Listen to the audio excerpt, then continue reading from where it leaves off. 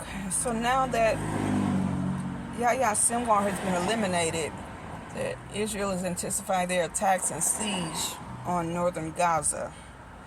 This Israeli Prime Minister Netanyahu is considering implementing a surrender or starve policy offered by the ex-Major General Giora Eiland for all refugees in Gaza.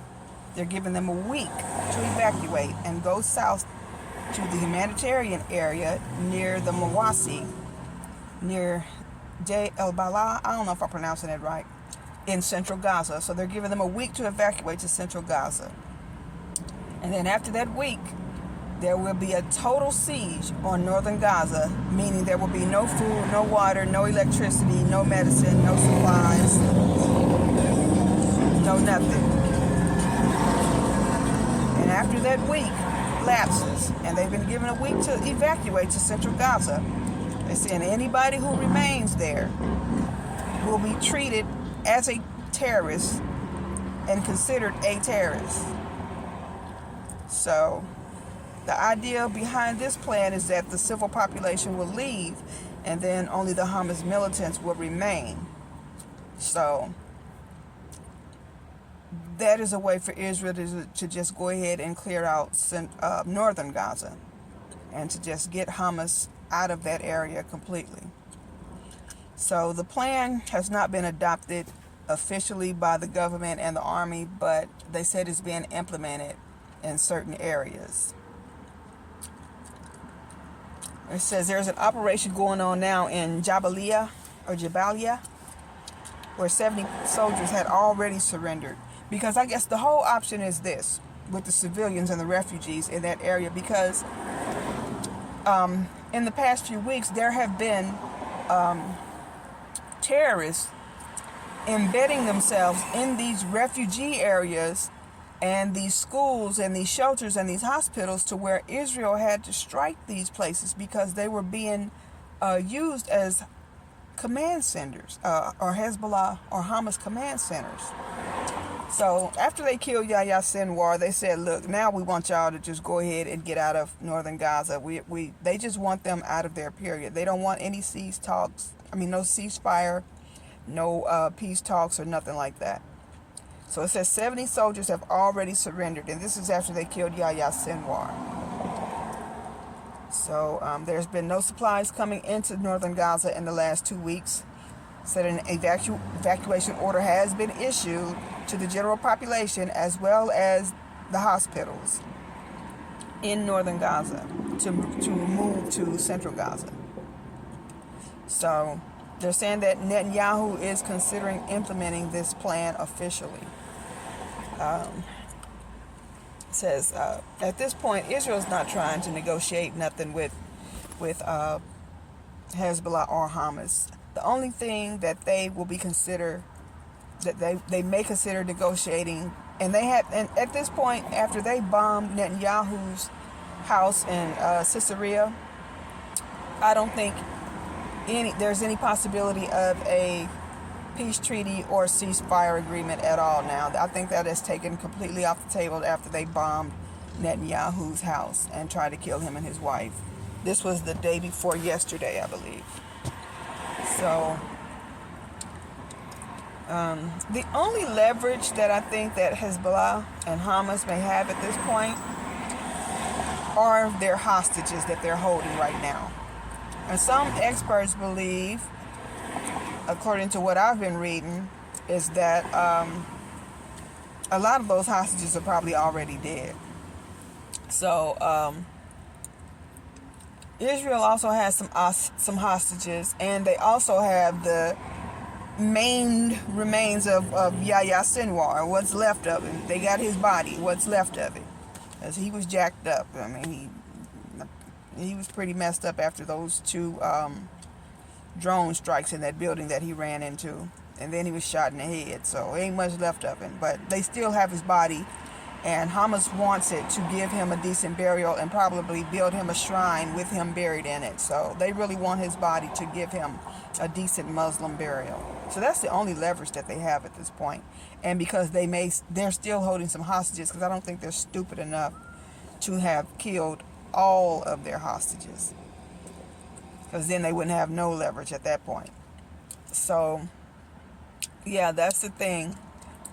That's the only chance that they have right about now, since, Israel, they drew first blood October 7th when Hamas attacked Israel in Gaza, and now Israel wants bloodshed. They're out for blood. They are blood drunk right about now. So, yeah, since they murdered what's his name, Haniyeh, Nasrallah, and Sinwar, all of them, they fooled around and found out. So whatever new leadership they have in place, which they said Hamas really have a name, they don't have any leadership in place at this point. So who's going to negotiate? Even if Israel wanted to negotiate, who are they going to negotiate with, since Israel has killed all of their leadership? So yeah, so that's what it is. And like I said, they fooled around and found out that all three of them got killed, and then their successors and their successors got killed or eliminated. So next up for elimination is more than likely the president of Iran and the Ayatollah Khomeini. They're on borrowed time. They're next up, I think. So, and also Sinwar's brother, Mohammed Sinwar, because they said that he's next in line to lead Hamas after, him. So, also, Israeli security forces arrested 7 people that they suspected of spying for Iran. Said that they have carried out hundreds of tasks for Tehran. And this is the third such incident linked to Iranian spy operations reported in Israel within the week. So Israel got a mole, got a Judas, got a double agent in their midst too. So, okay. But they arrested 7 of them so far. There's probably way more. America probably sent a lot of them to them, knowing them. Hurricane Oscar made landfall in Cuba, while the island is experiencing a nationwide power outage for about the 4th or 5th day. It's been almost a week that island has went black. I think they said only about 10 to 20% of power has been restored across the whole country. Other than that, it's completely black down there. They said they got an old nuclear power plant that can't handle all of that demand, on the power plant. It's overloading the power plants down there because they're old. The infrastructure needs improving. They have fuel shortage. So they said they're taking to the streets now. It's been too long, and I figured that if they didn't get that power restored as soon as possible, that people are going to start going out in the streets and committing all kind of crimes and acting a zip doing what. So that's what's happening now. It's about to be very dangerous down there because, that power has been out too long. So now not only do they have to deal with this power outage, but now they got to deal with Hurricane Oscar. And then they're also dealing with famine and a severe fuel shortage down there. So it's a lot going on down in Cuba, so I would not be a bit surprised if we don't get an influx of more Cuban migrants now, because they're trying to escape the conditions that's going on down there right now. So Oscar had touched down in Cuba today, just hours before it hit the Bahamas. I don't know how much damage is done to Bahamas. I'll find out that when I go back home. But there's also several countries in Europe that have been hit with catastrophic flooding over this past year. They've been dealing with a whole lot of flooding, just like Thailand and the Philippines and a lot of those Asian countries. But right now, some parts of France and Italy are submerged, totally underwater. But over here in the States, we also had, New Mexico also had a flood in Roswell, New Mexico, that killed 2 people over the weekend. That's another story.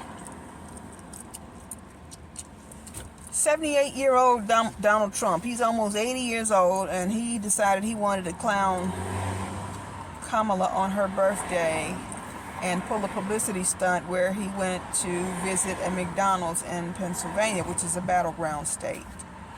And he went to visit a local McDonald's franchise and worked the fryer, making fries at McDonald's. Because Kamala claimed to have worked for McDonald's in her younger years or something like that. And so Trump is claiming that she's lying, that she never worked at McDonald's, and she only said that to try to appeal to working class people. So this is just another stunt Trump pulled, just playing in our faces pretty much. But what the sad part is that he's so out of touch. He's been rich all of his life and so out of touch with reality that most normal people face and live with every day. And so many McDonald's employees live with that, you know, he's just unaware. He doesn't know. There's a motorcycle crew. Sorry about that. So anyway, so many. If I was a McDonald's employee, I would be very offended, by him doing that, because that's really offensive in my opinion. That he shows up at their job, to poke fun at his political opponent by pretending to work the fries at McDonald's, when so many people work McDonald's, show up to McDonald's for work every day, working 8, 10, 12-hour shifts. Sometimes some people work with no days off because they have to earn as much money as they can to be able to afford to live. So Donald Trump just showing up there for about an hour maybe for, political theater pretty much. It should be it's highly offensive to me, and I don't work at McDonald's. That's very offensive in my opinion. Just to poke fun at Kamala, because he's getting desperate now. They got 2 weeks left, and he's just really desperate right now. Him and getting Elon Musk. I'll touch on that in a minute. But this showing up at this McDonald's and working the fries and the drive-through, that just takes the cake. That's just really offensive. And if he really had to work as hard as the people at McDonald's work for the money that they make, he probably wouldn't be able to handle it at all. But God will humble people like that. He will. He has a way of humbling people. So it's easy to go and work at McDonald's on fries for an hour and then hop on your private jet and fly back to Mar-a-Lago to your luxurious mansion, staffed with all kind of servants, chefs and maids and landscapers and pool boys and all that good stuff, with your golf course and all that stuff.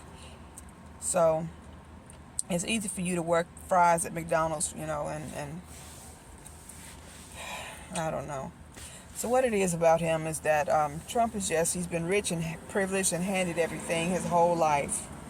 So he just finds it hard, like most rich people, to find any type of empathy or understanding in their hearts about, the plight of the working poor. Most people that work at McDonald's are the working poor. And even if you're a manager, you're just making just enough to get by, barely to get by. And you're working hard, sometimes 7 days a week, nights, weekends, and holidays, and surrendering a lot of your time, in order to make enough money to just be able to survive. Let's see, Trump, he doesn't have to worry about... Trump has enjoyed the best things that life has had to offer all of his life, and has never had to worry about where he's going to sleep, what he's going to eat, how he's going to pay his bills. He hasn't had to worry about that. Whether or not he'll be able to buy his children Christmas presents or birthday presents, he's never had to worry about any of that his whole life. And his kids have never had to worry about that their whole lives. So, Trump, I'm not blaming Trump for, these type of socioeconomic conditions and the equality that we experience in this country. But because he did create it, and it's not going to end. It's not going to, stop with him. He can't fix that. Kamala can't fix it either.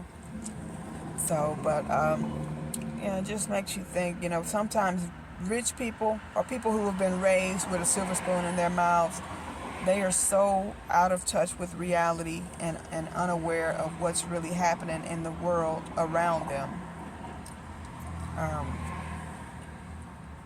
But at least try to have some type of empathy and understanding about the issues affecting millions of McDonald's employees and millions of Americans, to the point that, you would not pull such offensive stunts like that, because that really is highly offensive to somebody who's working every day just scrapping to get by off the little bit of money that McDonald's pays. So,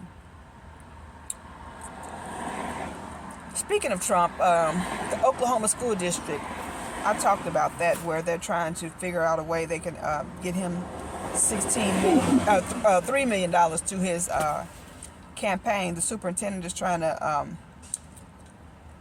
get $3 million to his campaign through his job. He's abusing his authority, and I think they're going to probably investigate him. But I talked about that in great length earlier. But Kamala, let's be fair. Kamala is said to have told somebody who said Jesus is Lord at her rally the other day that they were at the wrong place, and that they needed to be at the smaller rally down the street, which she's talking about Trump's rally. So I don't know what that's about, but yeah, that offended a lot of Christians, a lot of people. So also, what Kamala Harris doesn't realize is that using Oprah and Obama, that may help her a little bit, but I think they're overestimating the influence that Oprah and the Obamas have on this election at this point in time. Black people stopped drinking the Oprah Kool-Aid back in the early 2000s, and they stopped drinking the Obama Kool-Aid probably about right after Obama left the White House, after he completed his second term. Black people weren't really feeling them like that anymore. So using celebrities, you want to bring Cardi B and Megan Thee Stallion and Usher to twerk on stage and perform for people. That's not really effective in the end times anymore. People, they may go to the rally and be entertained for an hour or two, but then it's back to their real lives once the show is over. And that's the most important thing that people are going to think about once they go back to the poll. Well, once they go to the polls on November 5th, which is 2 weeks away. People are not going to think about, boy, that Usher and boy, that Megan Thee Stallion and that Cardi B, boy, they just twerk their tail off. They're going to be thinking about, dang, my rent due, just got laid off. Don't know how I'm going to pay the light bill. Don't know how I'm going to feed my kids. And Kamala ain't really said how she's going to implement any policies to improve my situation. Neither has Trump. So, that's what we're faced with. The star power effect don't work, because people are just, the celebrity culture is dying, and people are kind of over celebrities at this point in time. And, and in these last days, people are worried about their real lives now. Not worried about no celebrities performing and trying to influence politics. So, that's what it is. The world has changed. This is not the 90s anymore. This is not 2008. And people are just tired. The celebrity facade and the politicians, full of lies and empty promises. People are just sick and tired of that stuff. Tired of this rigged up, jacked up system, demonic system. They just tired of it. So people don't want to hear no more motivational rah-rah cheerleading speeches and political pep rallies. They're over that stuff now. It's time to put up and shut up. Put up or shut up and come with tangibles at this point, because people are just sick and tired of this crap. So using Barack Obama, Michelle Obama, they always do that at the end of the campaigns. Biden did that. That's the pony. That's the one-trick pony thing that the Democrats do. But Oprah, she kind of was a wild card in my opinion, because she even says she's not even a Democrat anymore. She's an independent now. And most people, they kind of dust their hands off to Oprah.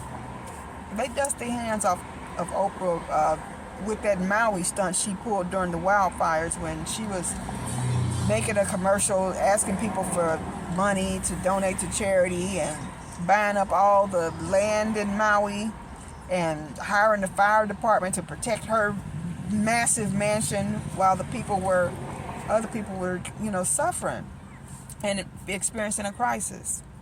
So I think people just kind of dust their hands off to Oprah then. She's just out of touch, and that whole Oprah Kool-Aid is just, it's bitter now. The sugar is not in there no more. People are over Oprah and the Obamas, in my opinion. It's just a lot of these celebrities, they're so narcissistic, the megalomaniacs, narcissistic, but these grandiose performative political theatrics, it no longer works to hypnotize the masses anymore. It's tired now. So this is a new world order, and life has changed as we know it. And things are not the same anymore. These politicians are going to have to deliver tangibles this time around, and they have been given, they gave migrants hundreds of millions of dollars and turned their backs on the American people. And people are pissed off. So we're on the brink of World War III. We're steady giving hundreds of millions of dollars to Ukraine and Israel, and funding all these wars overseas. And the American people are just struggling to survive, can barely feed themselves or their families.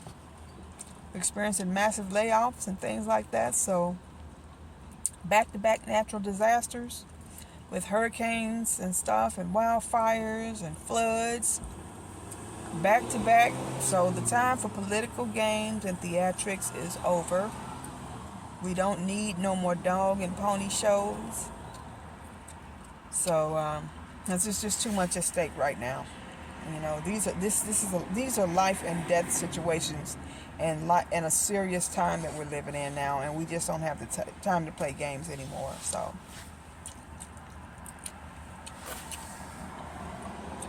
what else? People are questioning the legality of Elon Musk. He offered to pay like $1 million to a person every day up until the election to sign a petition supporting the First and Second Amendments. Now, people are questioning whether this is legal or not to give money, because it seems like he's trying to buy votes. That's what it seems like to me, like homeboy is trying to buy votes. And that's illegal. Are these illegal campaign contributions? He's definitely trying to buy the election for Trump, no doubt. That's what he's doing. But this seems like it's kind of illegal to try to use your money to buy the election for Trump. So I wouldn't doubt if somebody's going to challenge that. But yeah, that's what it's always been about. Rich people trying to buy their way and pay their way through things. And I think he's doing this because he's trying to help Trump win the election, because Trump probably has promised him lucrative government contracts to further, fund SpaceX projects and Tesla projects, because he wants to build robots and stuff like that. And he also wants a position within the government, because he can't run for president himself because he wasn't born over here.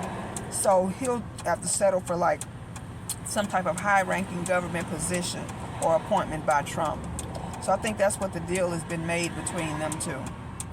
But it's just all so corrupt, and It's jacked up, yo. So that's the times we live in. But I'm about to go look up some more news and stuff. And if anything else comes up, I will be posting again. So, all right, y'all. Be blessed. Peace.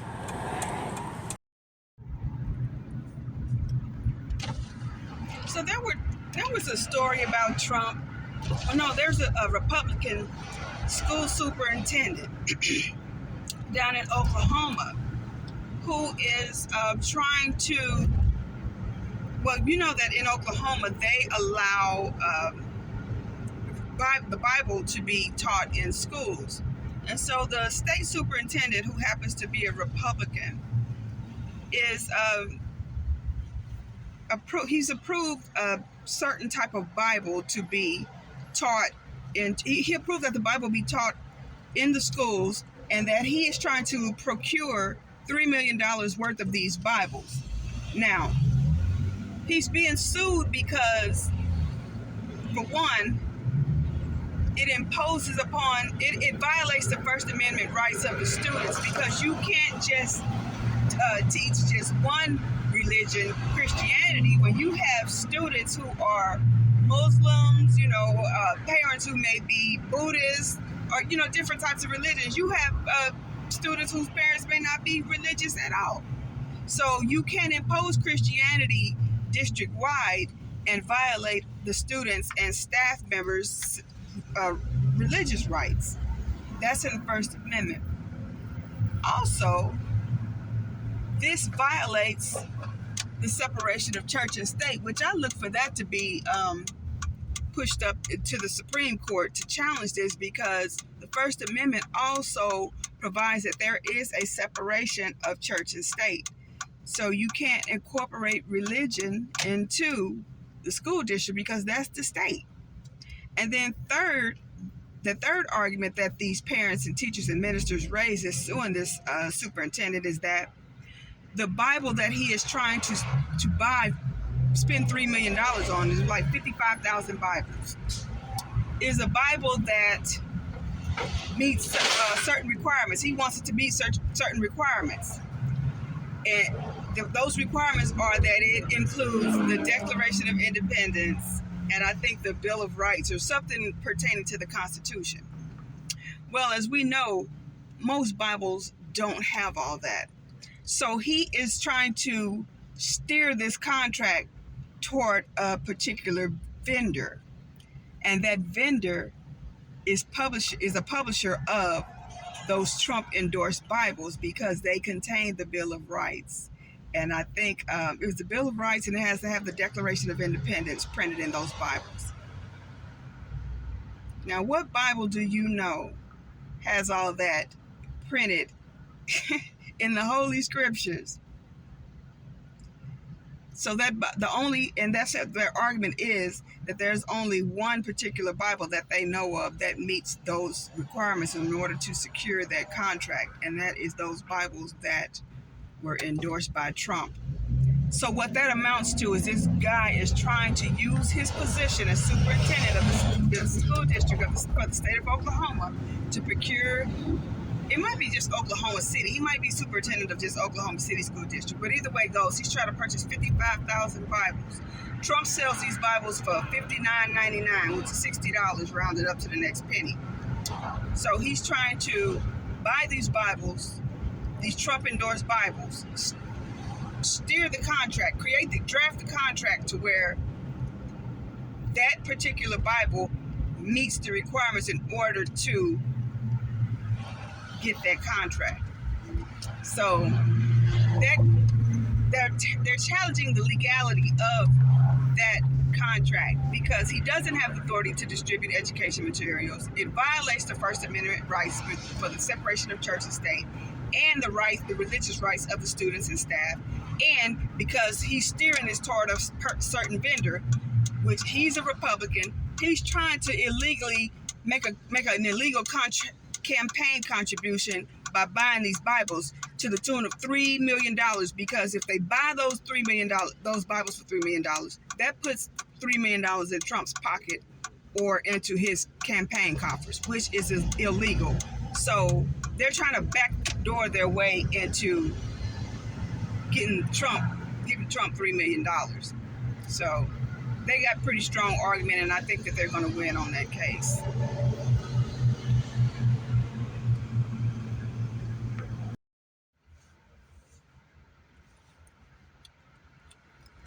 So this story is about a pastor who was arrested down in, looks like a small town called Delight, Arkansas, on 100 counts related to child pornography. It says this person was 43-year-old pastor named James Vincent Henry. So they arrested him, taking him into custody at the Pikes County Sheriff's Detention Center.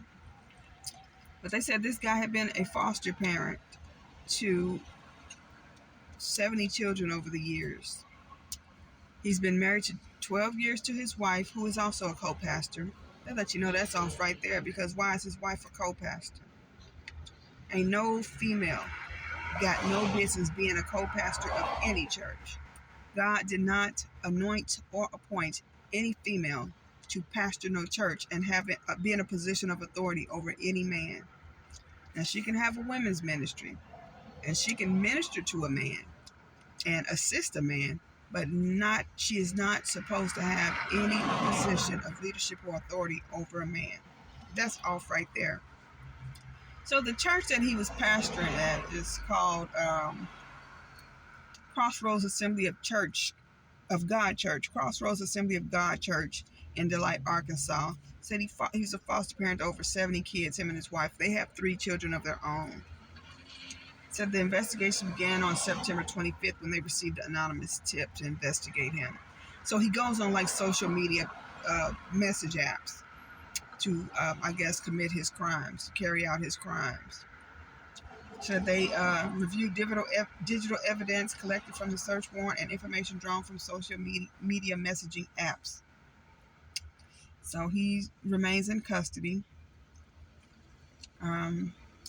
And it says that him and his wife, not only were they foster parents to 76 children in 4 years, but they also were a part of a transitional living program for young girls, or young adults who were females between the ages of 18 to 25 that were transitioning from foster care to young adulthood. So this monster knew what he was doing. He was working in a program specifically for females, for young adult females ages 18 to 25, and said they did that. They served in that role for 2 years. So they had been he also been a youth pastor at 4 other churches: Lacey Assembly of God, McGahee First Assembly of God, Mountain Pine First Assembly of God, and New Song Church in Centerton. So, another false prophet. See, them demons, they even infiltrate the church. So that's why, the Lord says we got to be wise as serpents, but gentle as doves. Gentle as doves, and wise as serpents in the end time, because, they even infiltrate in the church. So, man. A top story, the killing of Hamas chief Yahya Sinwar earlier this week has given rise to calls from multiple quarters for a move towards a peace deal. A large section of this Israeli public, especially relatives of the hostages, see an opportunity to up the ante.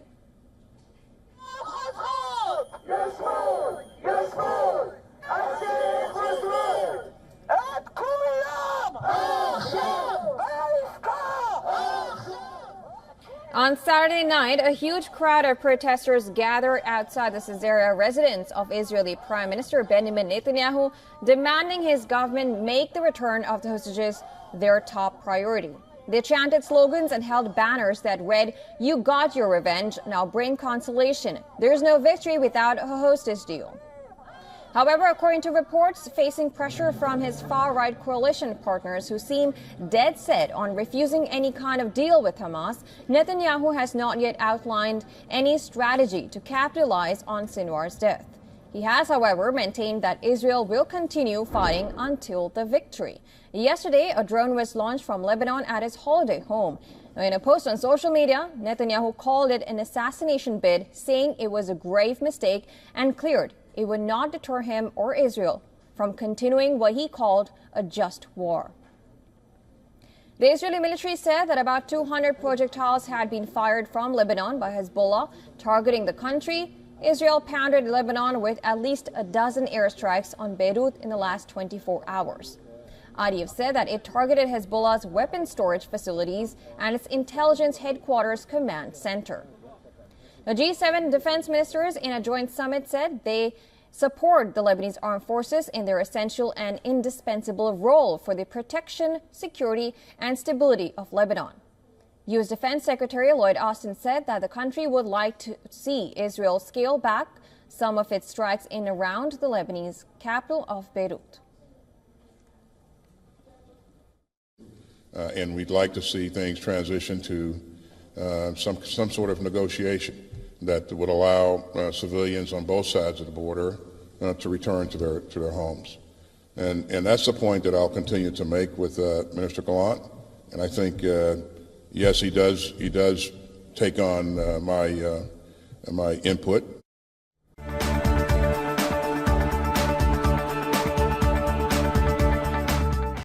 Israeli tanks crossing into Lebanese territory. Hezbollah drones attacking the home of the Israeli Prime Minister. Just a couple of months ago, few would have predicted this level of escalation. Until weeks ago, Hezbollah's declared goal was to wage a controlled operation to keep a part of the Israeli army too busy in the north and then away from Gaza. It used short-range missiles and drones to strike at mostly military targets within a limited range of a few kilometers within Israel. For Israel, Hezbollah drones and missile attacks were provocation enough to warrant a serious punishment. On October 1st, Israel announced the beginning of a ground invasion of Lebanon. We heard Defense Minister Yoav Gallant saying today and giving like at the beginning of the ground invasion when he said Israel is moving from defeating to destroying Hezbollah. This seems to have forced Hezbollah to step up its attacks, saying it's no longer a limited support operation to help Gaza, but a war of self-defense. Hezbollah began to use longer-range missiles, hitting a wide range of targets across Israel. Last week, Hezbollah launched a drone that hit a military base near Haifa, killing 4 Israeli soldiers and wounding nearly 100. And then, in another major development on Saturday, it managed to hit the residence of the Israeli Prime Minister in the town of Caesarea. Israel has seen it as an assassination attempt. Hezbollah says it's a message to tell Israelis that despite a year of intense Israeli bombardment, the group can still launch an attack against security targets inside Israel. For 3 weeks now, Israeli troops haven't been able to push inside Lebanon more than a few hundred meters. They're facing fierce resistance as they try to take the 2 border locations of Ait al-Shab and Dahira.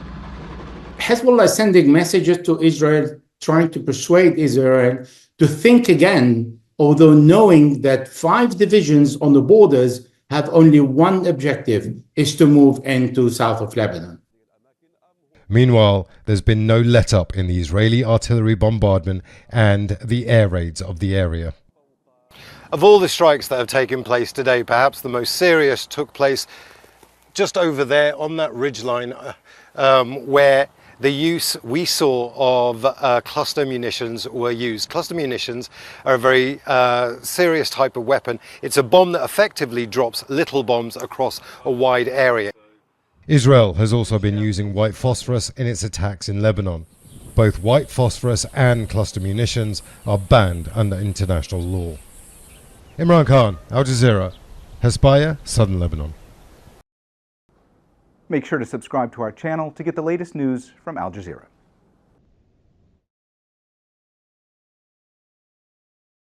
Troops. Those fighters, you can see their hands are in the air. They strip down and unload their weapons onto the ground. Israel says those 70 Hamas gunmen surrendered at a northern Gaza hospital. Now, I do want to talk about the video and other details surrounding the war. A lot of developments happening. Rob D'Amico, retired FBI agent, former member of the FBI hostage rescue team, and the founder of Sierra One Consulting, joining us now live to talk all about this. Thank you so much, as always, for taking the time to be here with us. Always good to be on here, Josh. So first off, can you kind of explain what it is we are seeing in this video? And I'm going to pull it up so you can get a better look at it. What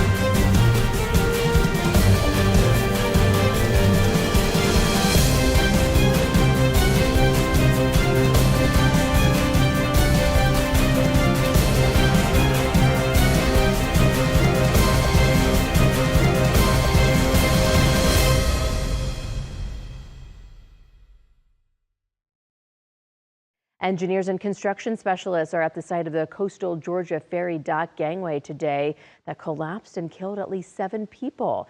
It happened around 4:30 yesterday afternoon on Sapelo Island in McIntosh County at the Marsh Landing dock. The Georgia Department of Natural Resources operates the dock and the ferry boats that take people to and from the island. First responders used boats with sonar and helicopters to rescue and recover people who went in the water.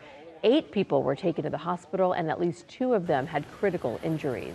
Once we got on scene, we realized that we had possibly 20 people or more that had went into the water because of the collapse of this gangway. Now, Sapelo Island was having a fall celebration for its small Gullah Geechee community of slave descendants. Governor Brian Kemp shared a statement on social media saying, as state and local first responders continue to work this active scene, we ask that all Georgians join us in praying for those lost, for those still in harm's way, and for their families. President Biden shared a statement saying in part, "Jill and I mourn those who lost their lives, and we pray for the injured and anyone still missing.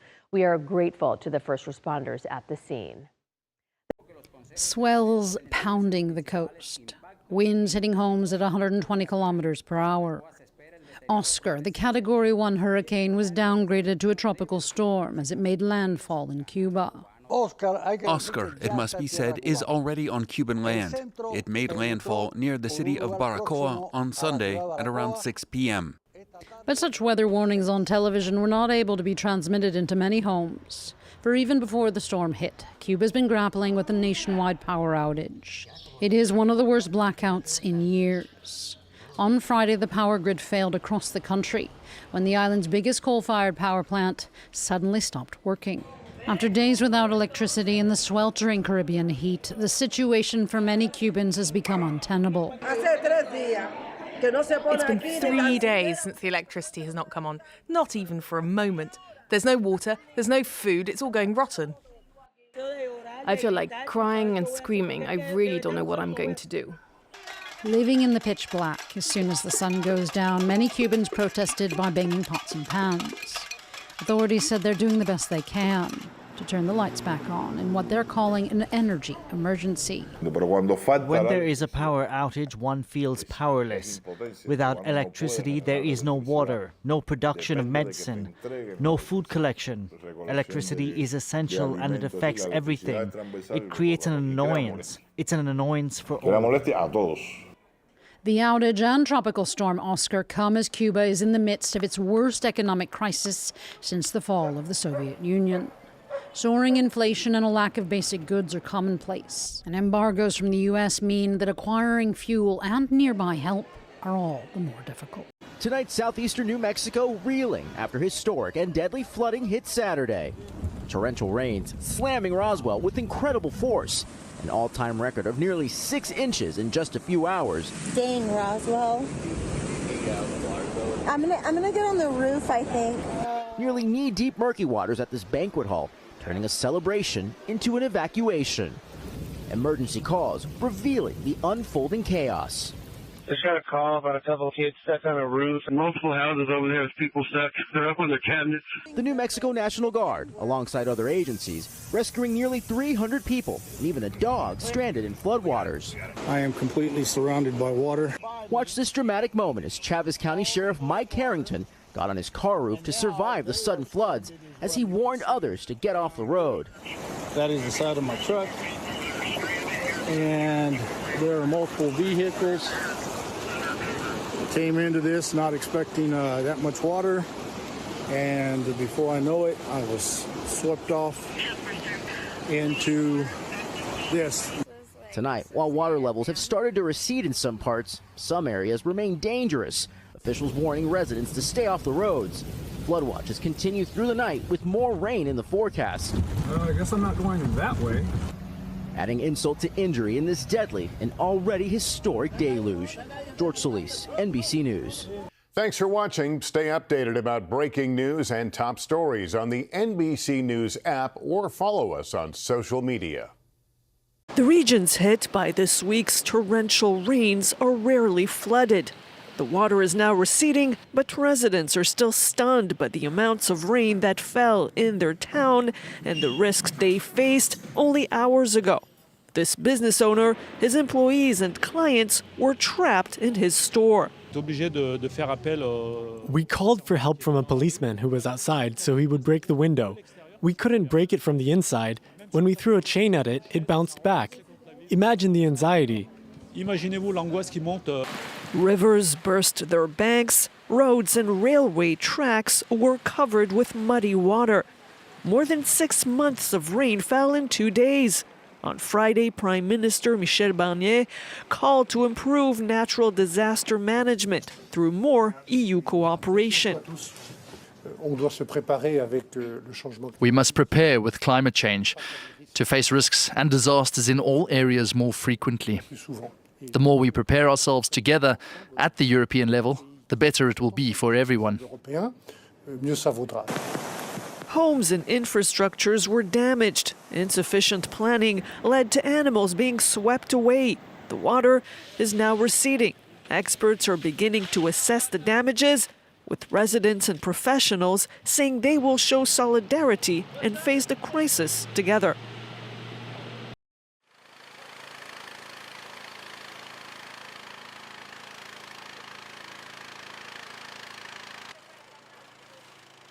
Momenti di panico per le abitazioni dei piani bassi e momenti di angoscia per i contadini che hanno purtroppo perso le colture.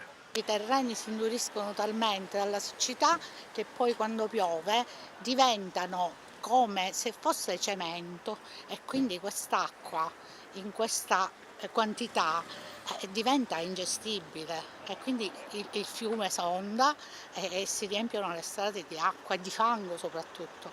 Tutto questo fango, canne, perché gli argini dei fiumi non vengono mai puliti, va a finire tutto nel mare. Se lei vede a Mollarella si è formato come una specie di golfo di fango e di prodotti di scarico di tutto quello che c'è stato ieri. È stata una cosa veramente allucinante, io non avevo mai vissuto una situazione del genere. Nell'arco di pochi minuti c'è stato il finimondo. Le piogge che sono cadute all'interno della Sicilia hanno avuto come strumento di veicolazione verso Licata l'alveo del fiume Salso e quindi l'intera precipitazione è arrivata a Licata in pochissime ore e abbiamo avuto l'esondazione del fiume Salso che mediamente ha un'altezza di 2-3 metri è arrivato a superare gli 8 metri. Questo ha creato il fenomeno dell'esondazione del fiume che ha allagato tutte le zone più basse rispetto a questa altezza, creando dei danni di grandissimo valore, sono enormi danni, in modo particolare nel settore dell'agricoltura.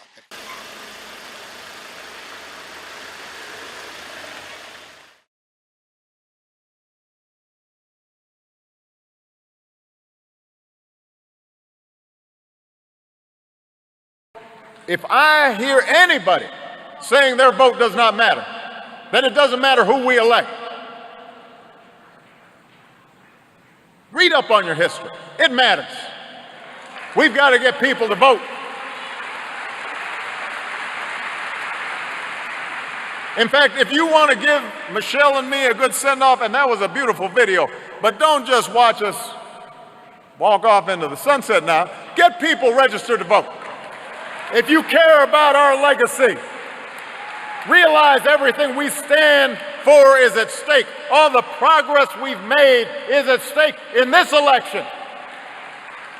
My name may not be on the ballot, but our progress is on the ballot. Tolerance is on the ballot. Democracy is on the ballot. Justice is on the ballot. Good schools are on the ballot. Ending mass incarceration, that's on the ballot right now. And there is one candidate who will advance those things. And there is another candidate whose defining principle, the central theme of his candidacy, is opposition to all that we've done. There's no such thing as a vote that doesn't matter. It all matters. And after we have achieved historic turnout in 2008 and 2012, especially in the African American community, I will consider it a personal insult, an insult to my legacy, if this community lets down its guard and fails to activate itself in this election. You want to give me a good send-off? Go vote! We have not yet seen the same kinds of energy and turnout in all quarters of our neighborhoods and communities as we saw when I was running. Now, I also want to say that seems to be more pronounced with the brothers. When you have a choice that is this clear, when on the one hand you have somebody who grew up like you, knows you, went to college with you, understands the struggles and pain and joy that comes from those experiences, who's had to work harder and do more and overcome. And you're coming up with all kinds of reasons and excuses. Part of it makes me think that, well, you just aren't feeling the idea of having a woman as president. And so now you're thinking about sitting out or even supporting somebody who has a history of denigrating you because you think that's a sign of strength, because that's what being a man is, putting women down. That's not acceptable. I want Barack Obama and every Democrat out there to know, you do not own black people. We are not slaves. Our chains are gone. We do not owe you anything, and we don't have to give you an account for how we choose to vote. The Democrats then unleashed Barack Obama into the wild to shame us black men for not supporting Kamala Harris, despite the fact that she's yet to unveil any policies that represent our interests. Why is it okay that everybody gets to come out here and shame this one demographic of people for how we vote or how we question where our vote goes? But if it was a white politician shaming other white men for not voting based on identity politics, y'all will call him racist. Why is it okay for Barack Obama, Kamala Harris, and all these other people that supposedly look like me, why is it okay for them to get on TV and shame me for not voting for them simply because they look like me? That is racist, brother. I don't know how else to put it. That is racism. I don't have to vote for Kamala because she's quote unquote black, just like I shouldn't have voted for yo because you got up there, you tap dance for the establishment, and you ain't do a damn for the black people that put you in office. F you, brother. This message is for Barack. Ain't never did a thing in the 8 years he was in the White House ever. Obama, keep black men's name out your mouth. We not about to do that. That's what we not about to do. And I'm a black woman that's not playing with your ass, Mr. Biracial. Okay? You ain't did a thing for us in the 8 years that you was in the White House. And you think you gonna pop up during an election year and try to scold black men for not wanting to vote for your candidate? Have you lost your mind? I need you to go back into whatever cave and hole you came out of and stay there. You're not about to come out and try to disrespect black men. We're not about to do that. And this is a black woman telling you that. It's not happening. I'm not going for it. If you thought that I was going to hop on a bandwagon and be like, yeah, tell them, no. Be quiet. There are millions of people in this country that are not voting for Kamala, and it's her fault. Every time she opens her mouth, it flies out. Teleprompter, no teleprompter. It's all we know she was raised in a middle class family. We don't give a The last 4 years have been hell for us. And you sitting over there with your millions of dollars and you gonna reemerge, come out of hiding when they need you, and then you're gonna point your finger at black men? It's not happening. What Iyanla said, not on my watch. Not on my watch. Take your back to the hole you crawled out of with that big wife you got and leave us the alone. Period. We shouldn't have voted for your during the 8 years that you was there. A lot of my people was blinded by the fact that you came out as a dark-skinned man, and they took that and they ran with it. But people are waking the and we don't care about color right now because people are hungry and the grocery stores is high as hell, and we have inflation, and we have coming into this country getting more money than the people who have been affected by hurricanes. So we don't give a about what you gotta say. All right, go back to where you came from and keep black men's name out of your mouth. Thank you. This message is for President Obama. First and foremost, you're not going to tell me what I'm going to do and what I'm not going to do. Number one, I ain't going to vote for Kamala Harris. I think that she's going to make a bad president. She's a bad vice president. Everything she does, she tries to politicize it, and she hasn't shown the fact that she wants to put America first ever. So I'm not voting for that individual. What you thought you was doing, Barack Obama? Boy, you done stepped out there. All you did was black men off, bruh. Why y'all think the American people why y'all think the Democrat Party own black folk? The Democrat Party don't own black folks, bruh. What you thought you was doing with that? We see the play. We know, we see the play. Kamala Harris is losing. She's not gonna win. So you done stepped on out. Yeah, you know, black people, if you're voting for Donald Trump and not Kamala Harris, this is unacceptable. Barack Hussein Obama, the audacity of you to say to us that we are required and we better vote for Kamala Harris and that we don't want to see a woman in a position of power. You're a liar. I remember in June of 2010, I was in Baghdad, Iraq, and I watched your State of the Union address as a proud young black man to see a black president on the television. But I listened to you as you told the American people that we would not spend any additional resources in Baghdad or in Afghanistan, and we're going to bring our troops home in December of 2014. Right then and there, I knew you couldn't be trusted. Why? Because I'm watching them build sidewalks, build streets, and construct buildings in Baghdad, Iraq in 2010, as you say we're going to leave in 2014. So now that you get on a stage or a platform and try to bully us and belittle us and try to make the world believe that we're not intelligent enough to see what you and the demonic Democratic Party is doing, you're the biggest problem to black people, not the Republican Party. Just because our policies differ or our views differ or our perspectives and values differ, now you want to attack? No, Barack, you're a liar and you're part of the problem. Who the hell do you think you are? Barack Hussein Obama, a.k.a. Barry Soetoro, a.k.a. we don't know who the f*** you truly are. We don't know who you are. Where did you even come from? You're just some nobody out of Chicago, and all of a sudden, you're elevated.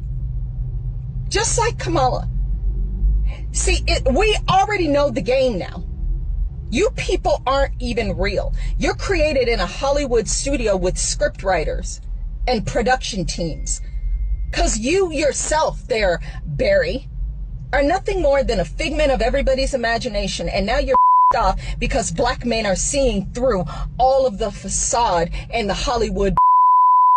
I spent 7 years of my life fighting your administration, you and Biden, by the way, for my husband's military benefits. My daughter died because of Obamacare. I don't give a about you.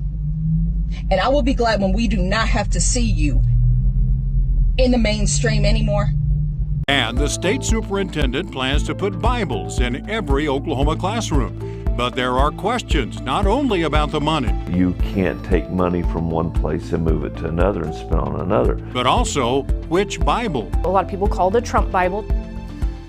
$3 million of your tax dollars could go to a Bible endorsed by former President Trump. Bible companies can now submit their bids, and many are concerned. News 4's Dylan Brown is joining us with details on this. Dylan, what did you find out? A whole lot, Kevin and Jolene. Well, essentially, OSDE wants bids for Bibles. It's their proposal, essentially, outlining a Bible with requirements only a select few really have. One of those, a Bible endorsed, as you said, by former President Trump. Lawmakers, though, say the purchase wouldn't be legal.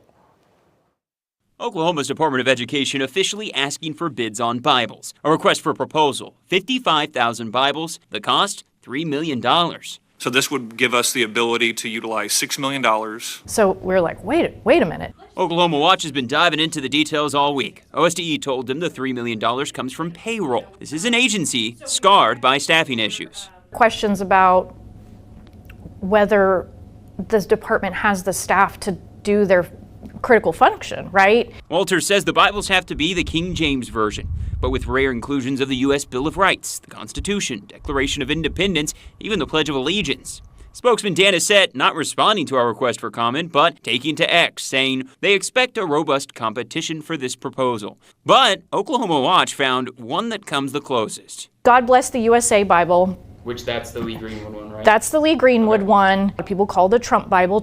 That's the Bible endorsed by former President Donald Trump. Bill of Rights, the Declaration of Independence, and the Pledge of Allegiance. And actually earns royalties off of it for using his name and his image. Technically, the Trump Bible is incomplete, though, when it comes to the Constitution. Well, here's the deal. Lee Greenwood's Bible, it doesn't include Amendments 11 through 27 of the Constitution, which includes women's right to vote and the abolition of slavery.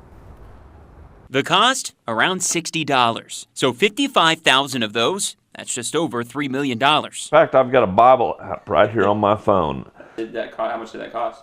Nothing. But if Bibles are bought, is that even legal? Representative Mark McBride says no. That's for that legislature to decide on. He points out Walters can't greenlight purchases over $25,000 on his own. That you can't take money from one place and move it to another and spend on another. The state Supreme Court also decided districts have the final say on books in classrooms. Many already have told News 4 they won't mandate the Bible. Yet the proposal outlines the addresses for over 500 schools to be delivered within 2 weeks of the final agreement. There are about 43,000 classroom teachers in the state of Oklahoma. So 55,000 is obviously significantly more than that. And Representative McBride says he has asked for an Attorney General's official opinion on the proposal as well as the purchase. We've reached out to the Secretary of Education, who approves any purchases over $25,000. Have yet to hear back. Stand by. Thank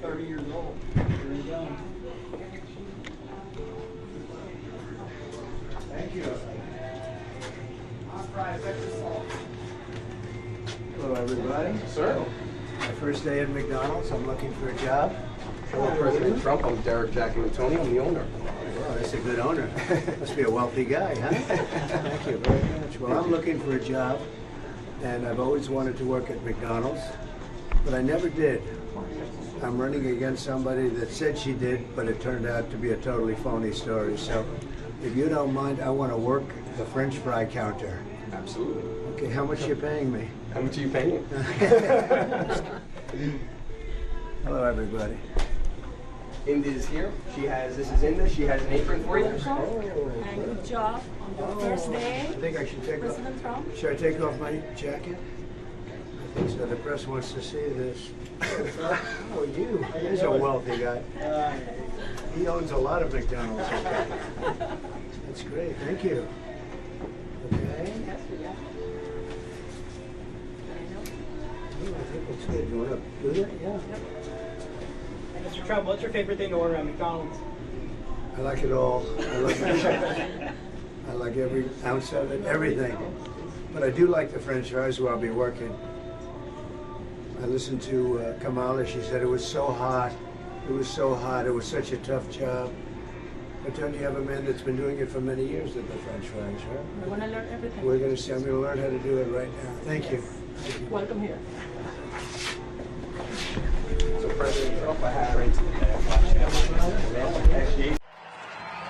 Billionaire Elon Musk promised to give away $1 million each day until November's election to someone who signs his online petition pledging support for the First and Second Amendments. The first check went to an attendee at Musk's America PAC event in Harrisburg, Pennsylvania on Saturday, aimed at rallying supporters behind Republican presidential candidate Donald Trump. The winner was a man named John Dreher, according to event staff. The First Amendment protects free speech, and the Second Amendment protects the right to keep and bear arms. The money is the latest example of the Tesla and SpaceX CEO using his extraordinary wealth to influence the tightly contested presidential race between Trump and his Democratic rival, Vice President Kamala Harris. But questions about the legality of Musk's cash payments abounded over the weekend, as election law experts pointed to various provisions in federal law that prohibited making cash payments to voters. It is a federal crime to pay people with the intention of inducing or rewarding them to cast a vote or to get registered, an offense punishable by prison time. Attendees of Saturday's event had to sign the petition, which allows America PAC to garner contact details for more potential voters that it can work to get to the polls for Trump.